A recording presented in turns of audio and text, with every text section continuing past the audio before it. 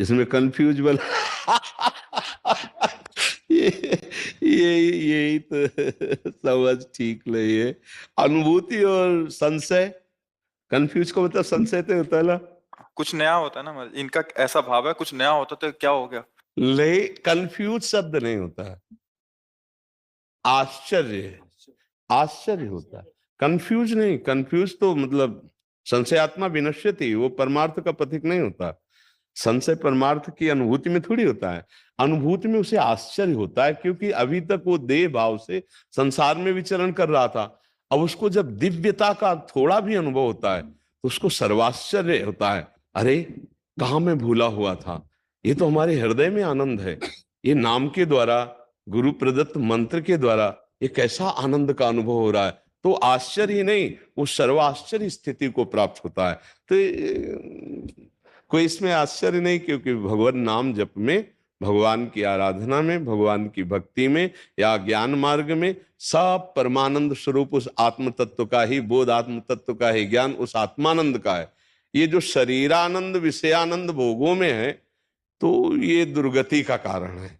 चाहे सांख्य योग से चले, चाहे ज्ञान योग से चले, चाहे भक्ति योग से चले, चाहे कर्म योग से, चाहे अष्टांग योग से, सबका पहला एक लक्षण है, संसार का चिंतन छूटे और सत्य का चिंतन हो। उसे योगी जन परमात्मा कहते हैं, ज्ञानी जन ब्रह्म कहते हैं, भक्त जन भगवान कहते हैं, प्रेमी जन लाडिले कहते हैं। किसी भी भाव से उस परमात्म तत्व सत्य का चिंतन होने लगे तो सर्वाश्चर्य में आनंद की प्राप्ति होती है। भोगों में, पदों में, रुपया में, नाना प्रकार के सांसारिक जो व्यवहार हैं, इनमें जो हर्ष होता है, आनंद नहीं, इसमें जो हर्ष होता है वो द्वंद के अंतर्गत है, वो शोक पैदा करेगा। मिलने में हर्ष, बिछुड़ने में शोक, मान अपमान, सुख दुख, लाभ हानि, जन्म मृत्यु आदि द्वंद, ये संसार के भोगों को भोगने से प्राप्त होते हैं।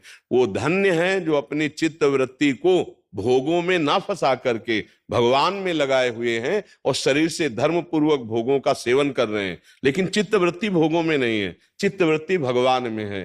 तो उनको तो सर्वाश्चर्य में आनंद की अनुभूति होती ही है। पर हमें लगता है कि अभी सर्वाश्चर्य में आनंद की अनुभूति नहीं हुई है, क्योंकि वो आनंद एक बार जिसके अनुभव में आता है, फिर शब्द बदल जाते हैं। कौन रस बाढ़े जहां बोली बोई भार रे, वो अनुभव गम में भजे जी संता, मुंह का स्वादनवत अनिर्वचनीयम, इन शब्दों से बोला गया। अनिर्वचनीयम, वो बोलने लायक नहीं है, वाणी की सामर्थ्य नहीं कि बोल सके। जिन देखा तिन बोला नहीं, जिन बोला तिन देखा नहीं, अर्थात जिस नेत्र ने देखा रूप को, तो वाणी ने देखा नहीं, वो बोल रही है। अब नेत्र के वाणी होती तो वर्णन करने में समर्थ हो, क्योंकि वो देख रहे हैं। अगर वाणी के नेत्र होते तो वो वर्णन करने में समर्थ होती।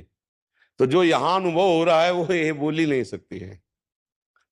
अच्छा, नेत्र तीन प्रकार के हैं। एक ये नेत्र है पार्थिव मायाकृत नाम रूप दृश्य देखने वाले, और एक है हृदय के चक्षु जो भक्तों के प्रकाशित होते हैं, और एक है बुद्धि में ज्ञान चक्षु जो ज्ञानियों के प्रकाशित होते हैं। ज्ञान चक्षु से सर्वम खलविदम ब्रह्म, हृदय चक्षु से चिद चिद लक्षणम सर्वम राधा कृष्णमयम जगत, सिय राम में सब जग जानी।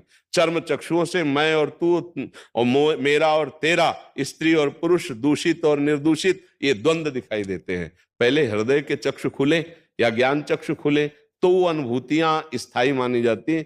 थोड़े बारे में सात्विक भावों के द्वारा प्राण जो आनंद है वो परमात्मानंद नहीं है। परमात्मानंद त्रिगुणातीत होता है, और वो जब प्राप्त होगा तो तीनों शरीरों से राग मिटा देगा, स्थूल शरीर, सूक्ष्म शरीर, कारण शरीर। कहीं ऐसा ना हो कि हम पीतल को सोना मान करके अपने को धनवान मान ले।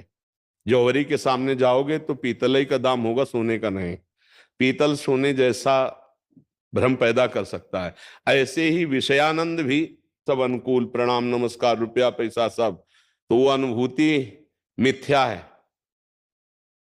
अनुकूलता और प्रतिकूलता दोनों से जो परे अनुभूति होती है उसे समतुलता कहते हैं। वो समता भगवत कृपा से होती है। कहीं ऐसा ना हो कि विषयानंद को, अनुकूलता को, मनमानी वस्तु की जो सोचा वो हो गया तो हम आश्चर्य माने, ये कोई खास बात नहीं है। भगवदानंद जो काम विजयी, क्रोध विजयी, लोभ विजयी, मोह विजयी, मद विजयी, मत्सर विजयी बनाता है, वो आश्चर्य में है।